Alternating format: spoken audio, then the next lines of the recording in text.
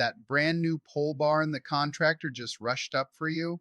The one he swore would outlast your mortgage?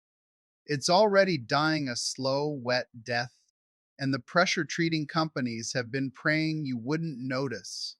But here's what they didn't tell you: that rot isn't a death sentence. It's the proof that a 300-year-old Amish fix is about to save you $40,000.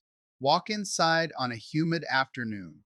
That faint, sour, vinegar like tang in the air, that's not just new lumber smell. That's the first breath of the fungus eating your posts from the dirt up. Run your thumb along the bottom of that support beam, just above the concrete. Feel that soft, spongy give? That's the sound of $20,000 turning to dust. I am Jeremiah Byler. I'm no fancy contractor with 100 men behind me. I'm just a man who grew up watching his father set timbers and his father before him. I've spent my life learning how wood behaves when it's cut right, dried slow, and locked together without a single nail. The fix I'm about to show you isn't something I invented. It's never cost anyone a $1 million crew or a government grant to build. The modern construction industry knows exactly how to build a wooden structure that lasts centuries. They just don't want you to know it. Because if you knew, you wouldn't be buying their pressure treated lumber every 15 years. You wouldn't be hiring their contractors to tear down and rebuild. You wouldn't be trapped in a cycle of rot, replacement, and profit, all while they smile and cash your checks. Let me walk you through how we do it. The real way. The way that's been proven for generations. First, you need to understand why wood rots in the first place. Most people think it's just water rain soaks in, and that's that. But that's not the full truth. Wood rots because of fungi, microscopic organisms that need three things to thrive: moisture, oxygen, and a food source, which is the wood itself. Cut off any one of those three, and the rot stops dead. The English builders, they're in a hurry.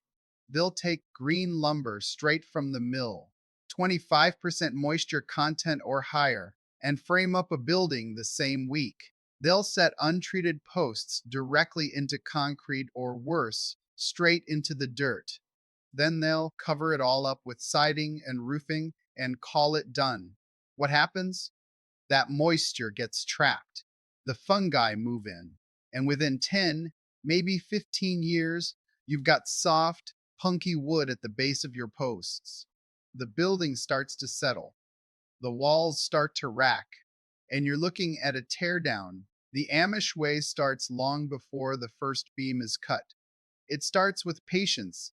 We don't just grab whatever's cheapest at the lumber yard. We select species based on where they'll be used in the structure. For foundation sills and floor joists, the parts that touch the ground or come close to it, we use white oak. White oak has natural resistance to moisture and decay, with a compressive strength of 740 psi. It's dense, it's heavy, and it doesn't let water in easily. For the heavy timbers, the posts and beams that carry the load of the whole building, we prefer eastern hemlock or heart pine. Hemlock has a high strength to weight ratio and good natural resistance to rot. Heart pine is even better for ground contact with a Yanka hardness of 690 pounds force. It stands up to damp soil far better than spruce or fir. But here's the real secret: black locust. If we're building a fence or setting posts that will go directly into the earth, we use black locust whenever we can get it. It's the only wood I know of that actually lasts better underground than it does above ground. No chemical treatment, no pressure treating, just the natural rot resistance of the wood itself. This is where most modern builders fail. They're in too much of a rush. We air dry our timber for at least 1 year, sometimes two, before we cut a single joint. We stack it with stickering between the layers. Let the wind and sun draw the moisture out slowly. By the time we're ready to work, that wood has reached equilibrium moisture content, around 10 to 12% here in Pennsylvania. Seasoned wood doesn't warp. It doesn't shrink and crack after it's been framed into place. It stays stable, tight, and strong for generations. The English, they kiln dry their lumber fast, which creates internal tensions in the wood fibers. Then they wonder why their framing twists and checks after a few seasons. We don't use nails to hold the frame together, not a single one. Every connection in an Amish timber frame is a mortise and tenon joint. We cut a precise sized tenon, a rectangular tongue, on the end of one beam, and a matching mortise pocket in the adjoining member. The fit is so tight that you can't slide them together by hand. You have to drive them home with a mallet. A properly executed mortise and tenon joint can sustain loads exceeding 10,000 pounds per connection. No metal brackets to corrode, no bolts to loosen over time. Just wood locked into wood, tight as a fist. Once the joint is seated, we drill a hole straight through the tenon and the mortise walls, and we drive in a hardwood peg, what we call a trunnel. We use oak or hickory for these pegs, and we drive them in slightly oversized so they lock the joint permanently. The peg swells with the wood, grips tighter over time, and never rusts or shears off like a steel nail would. This is where the community comes in. For a typical 40 by 60-foot bank barn, we need a crew of 80 to 120 men working in coordinated teams. We assemble the frame flat on the ground, each bent, each section, and then we raise it into position using pikes and ropes in a carefully choreographed sequence. The entire structure, from foundation to roof sheathing, is completed in a single day. Here's another place where the English get it wrong.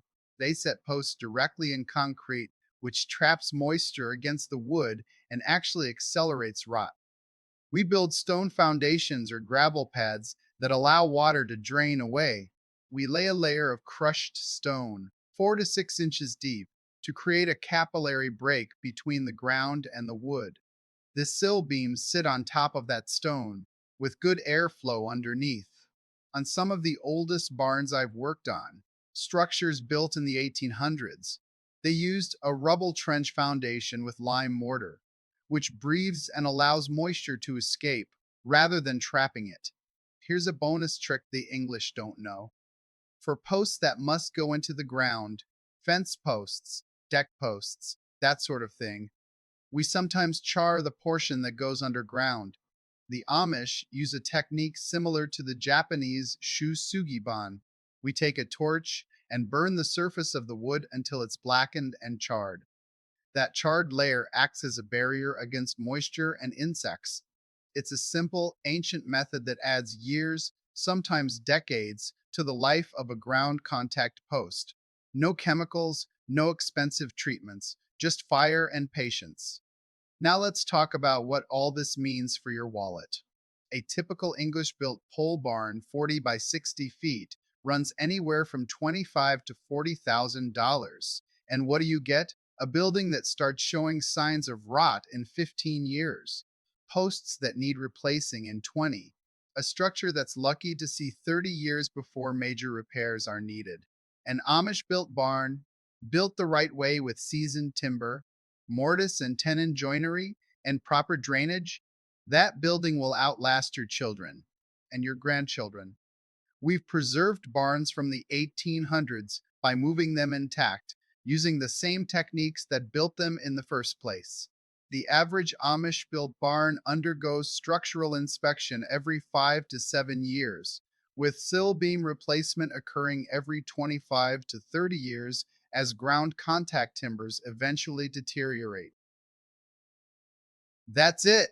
A few beams replaced every 3 decades, and the building keeps standing. Now think about this. Every time you go to the hardware store and buy pressure-treated lumber, you're paying for a chemical cocktail that's been proven to fail. The treatment only penetrates the outer layer of the wood, maybe a quarter-inch deep at most. Once that outer layer cracks, and it always cracks, water seeps in, the fungi move in, and you're right back where you started. The industry knows this. They've known it for decades. but they keep selling it because it's cheap to make, easy to ship, and guarantees you'll be back in 15 years to buy more. That's not a building material. That's a subscription. The modern construction industry doesn't want you to know this. They want you to believe that wood is fragile, that you need chemical treatments, that you need to replace your building every 20 years. They want you dependent on their products, their services, their expensive solutions to problems they created. Don't fall for it. That $40,000 you're about to spend on a new building, you can keep it. All it takes is doing it the right way, the old way, from the very beginning. What you do this weekend: get a notebook, walk around your property and look at every wooden structure you have: the shed, the barn, the fence posts, the deck. Write down which parts of each structure touch the ground or come within 6 inches of it. Those are your rot risk zones. Next, figure out what species of wood was used. If you don't know, take a sample to a local sawmill and ask. If it's not a naturally rot resistant species like oak, black locust, or heart pine, you need to plan for replacement. Then, check the drainage around your foundations. Are your posts set in concrete or gravel? If water pools anywhere near your wood, fix the grading this weekend. A few hours with a shovel can add years to your building's life. And finally, find a local Amish sawmill or timber framer and ask about seasoned timber. Ask what they have in stock, what it costs, and how long they air dry it. You might be surprised, seasoned, rot resistant timber often costs less than you'd think, especially when you factor in how long it will last. Next time, I'll show you how we heat an entire farmhouse with nothing but a wood stove and a few simple tricks. No electricity, no propane, no expensive heating bills.